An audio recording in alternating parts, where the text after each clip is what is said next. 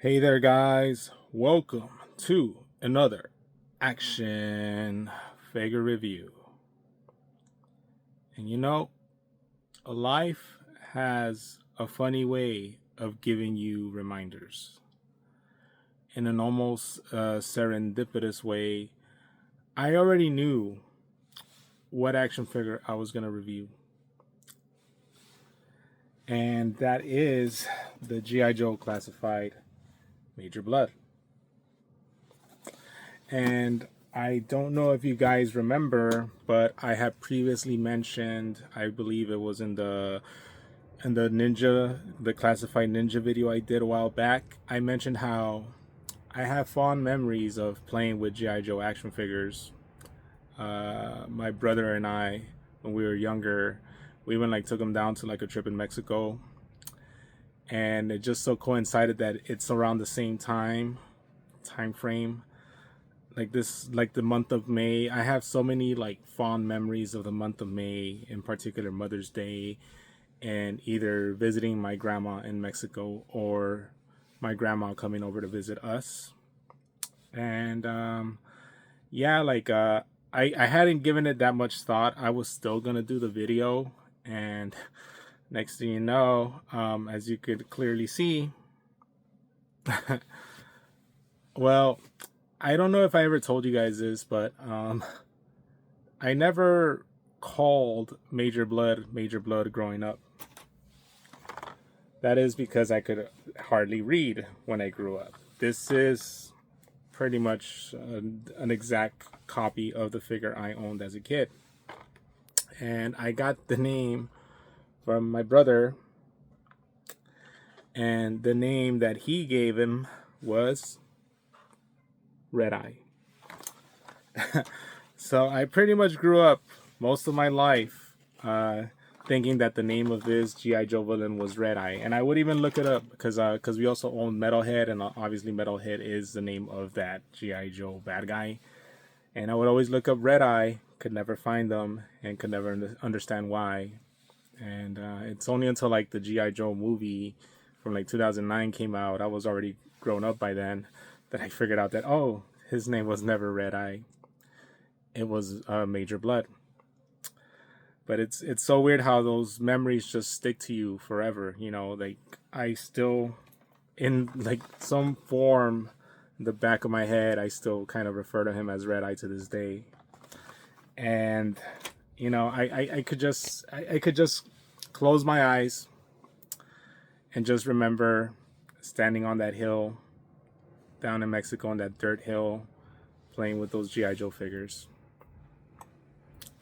Skip ahead a few years, I still remember closing my eyes, and I am here in my house playing Nintendo 64 with my cousins, eating pozole, playing No Mercy with my cousins, playing the Spider-Man game with my oldest nephew, and it's still so vivid. And I could just close my eyes, and I just remember in my parents' room, there's a celebration going on for Mother's Day, and I'm eating wings and wedges.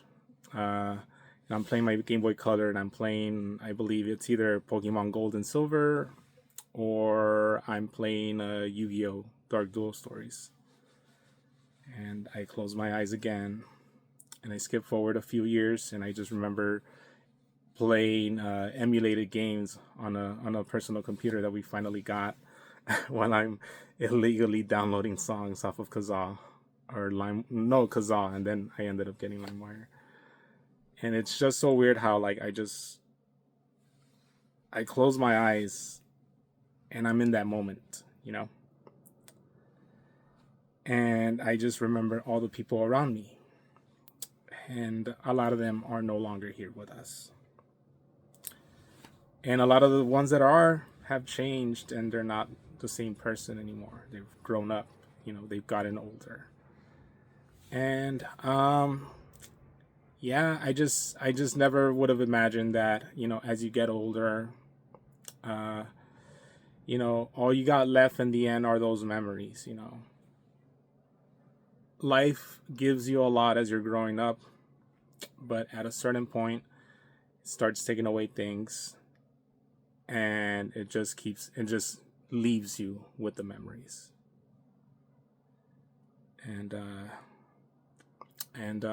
yeah, it just leaves me speechless to think that so much time has passed, and everything happens for a reason. I'm pretty sure I'll be fine due to this, but it was just a funny little reminder, and I just managed to find a way to connect it all to that. It's like, yeah, I think it's all like, it's all connected. It's the universe has its ways of giving you its signs, and you just need to open up your ears and open up your eyes and open up your mind, especially, and just receive that message. But moving on, we got an action figure review to do, and this is Major Bludd from the G.I. Joe Classified series. And of course, this is a modern looking Major Bludd. This is the Battle Core version, so this really doesn't really count. But even then, it does pay. It's a kind of modernized version of the Major Bludd figure released in the 80s. And I think it's much better than the Cobra Island one. It has a bit more red and color than the Cobra Island one. I think the Cobra Island one was more of a grayish, silver grayish platinum black color scheme, and I just think this looks much more like Major Bludd. Of course, that artwork, and it's standardized. I keep telling you guys when I reviewed the Hawk and Doc, they went for just standard artwork.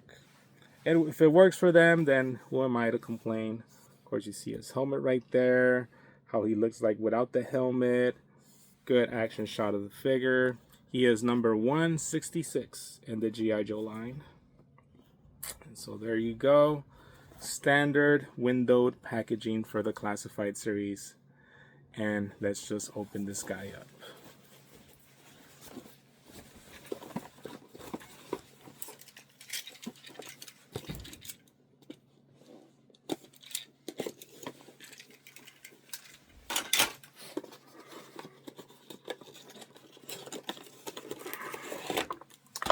And here he is right there.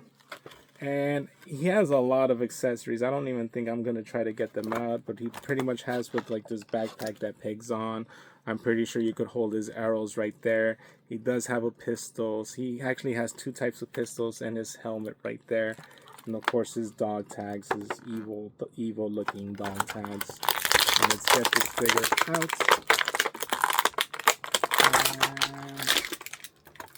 Okay, and something flew out. Something flew out of him, like something for like the shoulder pad, I believe. Yeah, see, it attached right there, so it just came apart. But I do believe you could just put it back together easily, so that's not that big a deal. All right. So the figure itself looks pretty great. He has a scarred face. He obviously needs to sleep a bit more. Of course, he has that big, ugly red eye. Visual framing for the win. And yeah, great head sculpt. Definitely looks like a bad guy. Definitely looks like a baddie, an evil guy. I think the shoulder pad is movable and removable, so you're able to pose him more. T-pose, butterfly joints, of course torso cut, abdomen crunch. Ooh, and it crunches. It actually crunches. Can do the splits, bicep cut, double jointed elbows, wrist rotation, wrist hinge, wrist rotation, wrist hinge, double jointed, boot cut. Can look up pretty well and can look down pretty well. And overall, he comes jam-packed with accessories and great head sculpt. An essential Joe villain, if I do say so myself. And I want to say that most of the stuff can be held on to him. In regards to like him being able to hold everything. He has holsters for the guns, and I think the guns could hold on to themselves. I think the arrows plug into his backpack. So overall, great figure. I'm going to give him an 8 out of 10. Thanks, guys. Catch you guys on the next one.